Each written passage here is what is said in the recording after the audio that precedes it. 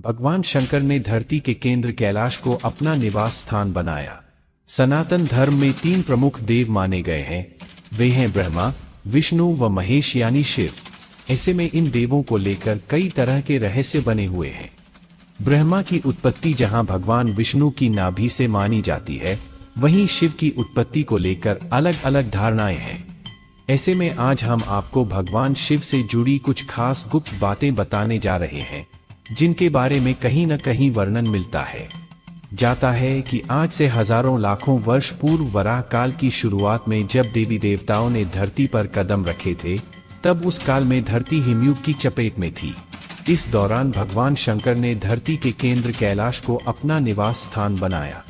विष्णु ने समुद्र को और ब्रह्मा ने नदी के किनारे को अपना स्थान बनाया था।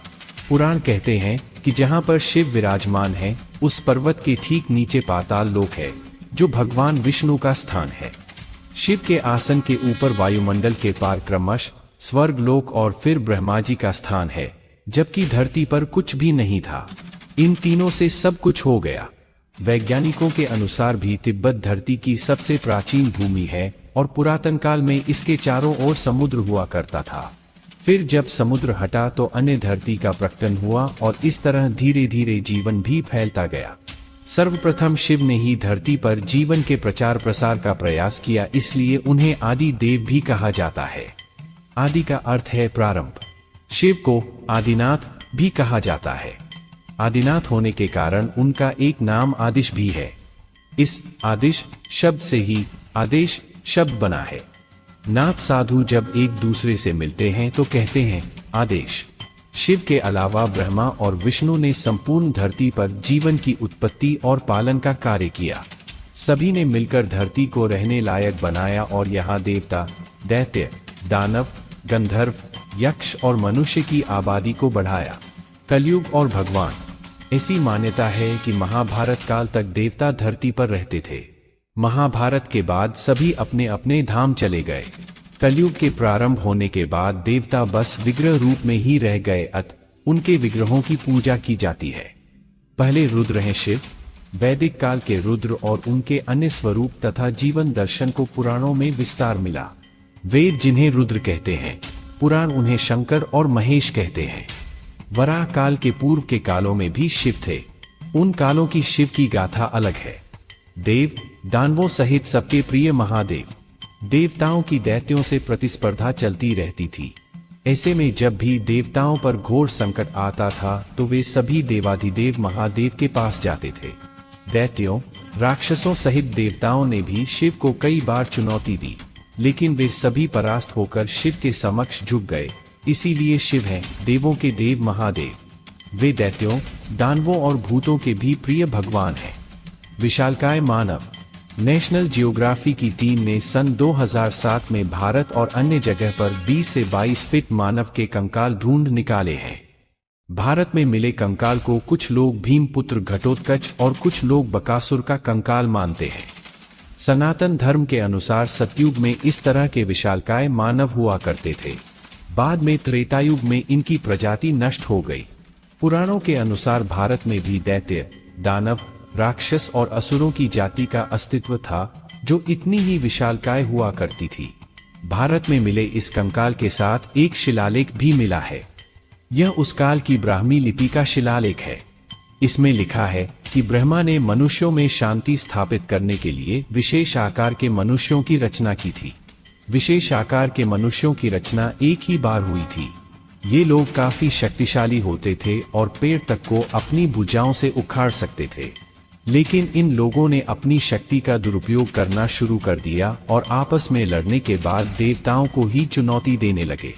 अंत में भगवान शंकर ने सभी को मार डाला और उसके बाद ऐसे लोगों की रचना फिर नहीं की गई।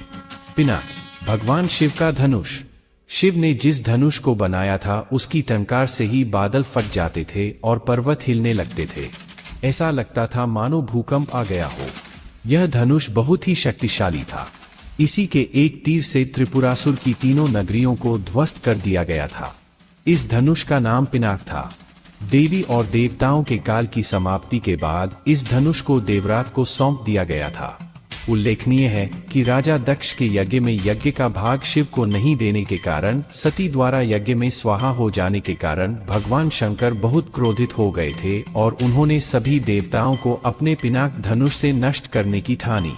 एक टंकार से धरती का वातावरण भयानक हो गया। बड़ी मुश्किल से उनका क्रोध शांत किया गया।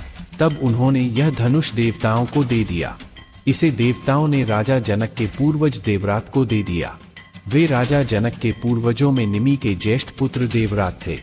शिव धनुष उन्हीं की धरोहर स्वरूप राजा जनक के पास सुरक्षित था। इस धनुष को भगवान शंकर ने स्वयं अपने हाथों से बनाया था। उनके इस विशालकाय धनुष को कोई भी उठाने की क्षमता नहीं रखता था, लेकिन भगवान राम ने इसे उठाकर इसकी प्रत्यंचा चढ़ाई और इसे एक झटके में तोड़ दिया। शिव का चक्र को छोटा लेकिन सबसे अचूक अस्त्र माना जाता था। सभी देवी देवताओं के पास अपने अपने अलग अलग चक्र होते थे। उन सभी के अलग अलग नाम थे। शंकर जी के चक्र का नाम भवरेंदु, विष्णु जी के चक्र का नाम कांता चक्र और देवी का चक्र मृत्यु मंजरी के नाम से जाना जाता था। सुदर्शन चक्र का नाम भगवान कृष्ण के नाम के साथ अभिन्न रूप से जुड़ा हुआ है। यह बहुत कम ही लोग जानते हैं कि सुदर्शन चक्र का निर्माण भगवान शंकर ने किया था। प्राचीन और प्रामाणिक शास्त्रों के अनुसार इसका निर्माण भगवान शंकर ने किया था। निर्माण के बाद भगवान शिव ने इसे श्री विष्णु को सौंप दिया था। जरूरत पड़ने पर श्री विष्णु ने इसे देवी पार्वती को प्रदान कर दिया। पार्वती ने इसे परशुराम को दे दिया और भगवान कृष्ण को यह सुदर्शन चक्र परशुराम से मिला। शिव का अस्त्र त्रिशूल। इस तरह भगवान शिव के पास कई अस्त्र शस्त्र थे, लेकिन उन्होंने अपने सभी अस्त्र शस्त्र देवताओं को सौंप दिए। उनके पास सिर्फ एक त्रिशूल ही होता था। यह बहुत ही अचूक और घातक अस्त्र था। त्रिशूल 3 प्रकार के कष्टों दैनिक, दैविक, भौतिक के विनाश का सूचक है। इसमें 3 तरह की शक्तियां हैं, सत, रज और तम, प्रोटॉन, न्यूट्रॉन और इलेक्ट्रॉन। इसके अलावा पाशुपतास्त्र भी शिव का अस्त्र है। वासुकी, शिव का सेवक। शिव को नागवंशियों से घनिष्ठ लगाव था। नागकुल के सभी लोग शिव के क्षेत्र हिमालय में ही रहते थे। कश्मीर का अनंतनाग इन नागवंशियों का गढ़ था। नागकुल के सभी लोग शैव धर्म का पालन करते थे। नागों के प्रारंभ में 5 कुल थे। उनके नाम इस प्रकार हैं: शेषनाग, अनंत, वासुकी, तक्षक, पिंगला और करकोटक। ये शोध के विषय हैं कि ये लोग सर्प थे या मानव या आधे सर्प और आधे मानव। हालांकि इन सभी को देवताओं की श्रेणी में रखा गया है, तो निश्चित ही ये मनुष्य नहीं होंगे। नाग वंशावलियों में शेषनाग को हर कोई जानता है। शेषनाग को ही अनंत नाम से भी जाना जाता है। ये भगवान विष्णु के सेवक थे। इन्हीं के भाई वासुकी सभी नागों के राजा हुए, जो शिव के सेवक बने। फिर तक्षक और पिंगला ने राज्य संभाला। वासुकी का कैलाश पर्वत के पास ही राज्य था और मान्यता है कि तक्षक ने ही तक्षशिला बसाकर अपने नाम से तक्षक कुल चलाया था। उक्त 5 की गाथाएं पुराणों में पाई जाती हैं। उनके बाद ही करकोटक, ऐरावत, धृतराष्ट्र, अनत, अहि, मणिभद्र, अलापत्र, कंबल, अंशतर, धनंजय, कालिया, सौंफू, दौधिया, काली, तख्तू, धूमल, फाहल, काना इत्यादि नाम से नागों के वंश हुए, जिनके भारत के भिन्न भिन्न इलाकों में इनका राज्य था। अमरनाथ के अमृत वचन। शिव ने अपनी अर्धांगिनी पार्वती को मोक्ष के लिए अमरनाथ की गुफा में जो ज्ञान दिया, उस ज्ञान की आज अनेकानेक शाखाएं हो चली हैं। वह ज्ञान योग और तंत्र के मूल सूत्रों में शामिल है। विज्ञान भैरव तंत्र एक ऐसा ग्रंथ है जिसमें भगवान शिव द्वारा पार्वती को बताए गए 112 ध्यान सूत्रों का संकलन है। योगशास्त्र के प्रवर्तक भगवान शिव के विज्ञान भैरव तंत्र और शिव संहिता में उनकी संपूर्ण शिक्षा और दीक्षा समाई हुई है। तंत्र के अनेक ग्रंथों में उनकी शिक्षा का विस्तार हुआ है। भगवान शिव के योग को तंत्र या वामयोग कहते हैं। इसी की एक शाखा हठयोग की है। भगवान शिव कहते हैं, वामो मार्ग परमघनो योगिताम पेगमय, अर्थात वाम मार्ग अत्यंत गहन है और योगियों के लिए भी अगमय है। मेरु तंत्र। शिव जगत के गुरु। शिव तो जगत के गुरु हैं।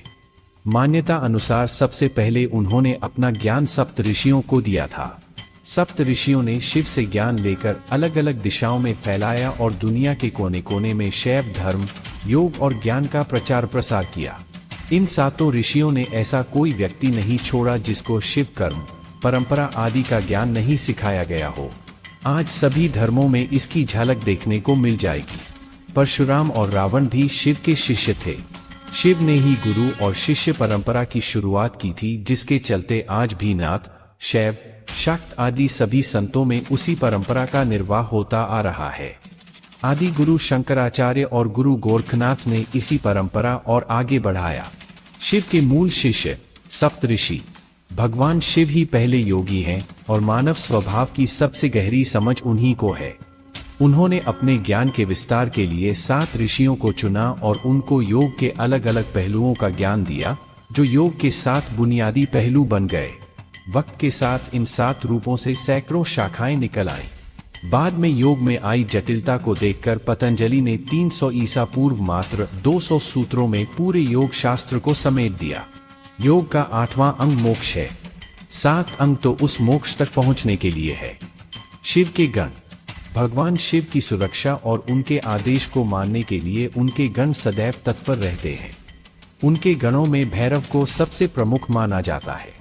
उसके बाद नंदी का नंबर आता और फिर वीरभद्र। जहां भी शिव मंदिर स्थापित होता है वहां रक्षक कोतवाल के रूप में भैरव जी की प्रतिमा भी स्थापित की जाती है। भैरव 2 हैं, काल भैरव और बटुक भैरव। दूसरी ओर वीरभद्र शिव का एक बहादुर गण था, जिसने शिव के आदेश पर दक्ष प्रजापति का सर धड़ से अलग कर दिया।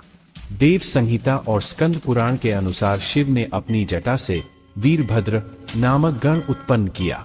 इस तरह उनके ये प्रमुख गण थे: भैरव, वीरभद्र, मणिभद्र, चंदिस, नंदी, श्रृंगी, भृगिरिटी, शैल, गोकर्ण, घंटाकर्ण, जय और विजय।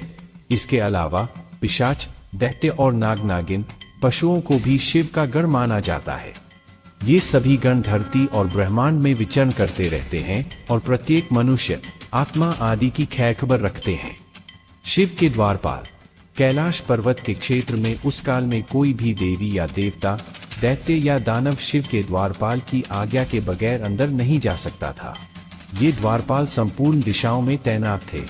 इन द्वारपालों के नाम हैं नंदी, स्कंद, ऋटि, वृषभ, भृंगी, गणेश, उमामहेश्वर और महाकाल।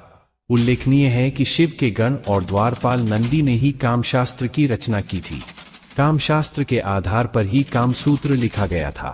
शिव पंचायत का फैसला अंतिम माना जाता है।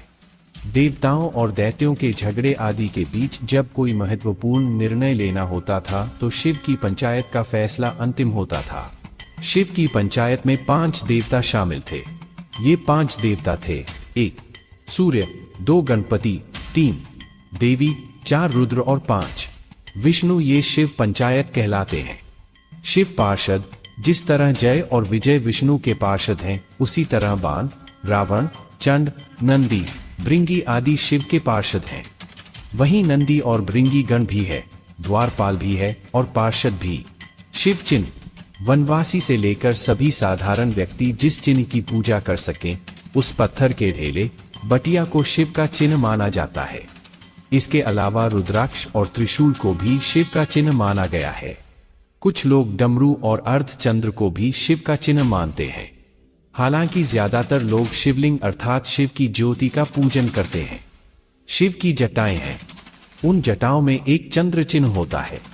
उनके मस्तक पर तीसरी आंख है। वे गले में सर्प और रुद्राक्ष की माला लपेटे रहते हैं। उनके एक हाथ में डमरू तो दूसरे में त्रिशूल है। वे संपूर्ण देह पर भस्म लगाए रहते हैं। उनके शरीर के निचले हिस्से को वे व्याघ्र चर्म से लपेटे रहते हैं। वे वृषभ की सवारी करते हैं और कैलाश पर्वत पर ध्यान लगाए बैठे रहते हैं। माना जाता है कि केदारनाथ और अमरनाथ में वे विश्राम करते हैं। भस्मासुर से बचने के लिए भगवान शंकर वहां से भाग गए। उनके पीछे भस्मासुर भी भागने लगा। भागते भागते शिवजी एक पहाड़ी के पास रुके और फिर उन्होंने इस पहाड़ी में अपने त्रिशूल से एक गुफा बनाई और वे फिर उसी गुफा में छिप गए। बाद में विष्णु जी ने आकर उनकी जान बचाई। माना जाता है कि वह गुफा जम्मू से 150 किलोमीटर दूर त्रिकुटा की पहाड़ियों पर है। इन खूबसूरत पहाड़ियों को देखने से ही मन शांत हो जाता है। इस गुफा में हर दिन सैकड़ों की तादाद में शिव भक्त शिव की आराधना करते हैं। राम और शिव का युद्ध। राम के आराध्य देव शिव हैं, तब फिर राम कैसे शिव से युद्ध कर सकते हैं? पुराणों में विदित दृष्टांत के अनुसार यह युद्ध श्री राम के अश्वमेध यज्ञ के दौरान लड़ा गया। यज्ञ का अश्व कई राज्यों को श्री राम की सत्ता के अधीन किए जा रहा था। इसी बीच यज्ञ का अश्व देवपुर पहुंचा, जहां राजा वीरमणि का राज्य था। वीरमणि ने भगवान शंकर की तपस्या कर उनसे उनकी और उनके पूरे राज्य की रक्षा का वरदान मांगा था। महादेव के द्वारा रक्षित होने के कारण कोई भी उनके राज्य पर आक्रमण करने का साहस नहीं करता था। जब यज्ञ का घोड़ा उनके राज्य में पहुंचा तो राजा वीरमणि के पुत्र रुक्मांगद ने उसे बंदी बना लिया। ऐसे में अयोध्या और देवपुर में युद्ध होना तय था। महादेव ने अपने भक्त को मुसीबत में जानकर वीरभद्र के नेतृत्व में नंदी, भृंगी सहित अपने सारे गणों को भेज दिया। एक और राम की सेना तो दूसरी ओर शिव की सेना थी। वीरभद्र ने एक त्रिशूल से राम की सेना के पुष्कर का मस्तक काट दिया। उधर भृंगी आदि गणों ने भी राम के भाई शत्रुघ्न को बंदी बना लिया। बाद में हनुमान भी जब नंदी के शिवास्त्र से पराभूत होने लगे तब सभी ने राम को याद किया। अपने भक्तों की पुकार सुनकर श्री राम तत्काल ही लक्ष्मण और भरत के साथ वहां आ गए। श्री राम ने सबसे पहले शत्रुघ्न को मुक्त कराया और उधर लक्ष्मण ने हनुमान को मुक्त करा दिया। फिर श्री राम ने सारी सेना के साथ शिव गणों पर धावा बोल दिया। जब नंदी और अन्य शिव के गण परास्त होने लगे तब महादेव ने देखा कि उनकी सेना बड़े कष्ट में है, तो वे स्वयं युद्ध क्षेत्र में प्रकट हुए। तब श्री राम और शिव में युद्ध छिड़ गया। भयंकर युद्ध के बाद अंत में श्री राम ने पाशुपतास्त्र निकालकर शिव से कहा, हे प्रभु, आपने ही मुझे ये वरदान दिया है कि आपके द्वारा प्रदत्त इस अस्त्र से त्रिलोक में कोई पराजित हुए बिना नहीं रह सकता। इसलिए हे महादेव, आपकी ही आज्ञा और इच्छा से मैं इसका प्रयोग आप पर ही करता हूँ। ये कहते हुए श्री राम ने वो महान दिव्यास्त्र भगवान शिव पर चला दिया। वो अस्त्र सीधा महादेव के हृदयस्थल में समा गया और भगवान रुद्र इससे संतुष्ट हो गए। उन्होंने प्रसन्नतापूर्वक श्री राम से कहा कि आपने युद्ध में मुझे संतुष्ट किया है, इसलिए जो इच्छा हो वर मांग ले। इस पर श्री राम ने कहा कि हे भगवान, यहाँ मेरे भाई भरत के पुत्र पुष्कल सहित असंख्य योद्धा वीर गति को प्राप्त हो गए हैं, कृपया कर उन्हें जीवनदान दीजिए। महादेव ने कहा कि तथास्तु। इसके बाद शिव की आज्ञा से राजा वीरमणि ने यज्ञ का अश्व श्री राम को लौटा दिया और श्री राम भी वीरमणि को उनका राज्य सौंपकर शत्रुघ्न के साथ अयोध्या की ओर चल दिए। अलग अलग पुराणों में भगवान शिव और विष्णु के जन्म के विषय में कई कथाएं प्रचलित हैं। शिव पुराण के अनुसार भगवान शिव को स्वयंभू माना गया है, जबकि विष्णु पुराण के अनुसार भगवान विष्णु स्वयंभू हैं। शिव पुराण के अनुसार एक बार जब भगवान शिव अपने टखने पर अमृत मल रहे थे तब उससे भगवान विष्णु पैदा हुए, जबकि विष्णु पुराण के अनुसार ब्रह्मा भगवान विष्णु की नाभि कमल से पैदा हुए, जबकि शिव भगवान विष्णु के माथे के तेज से उत्पन्न हुए बताए गए हैं।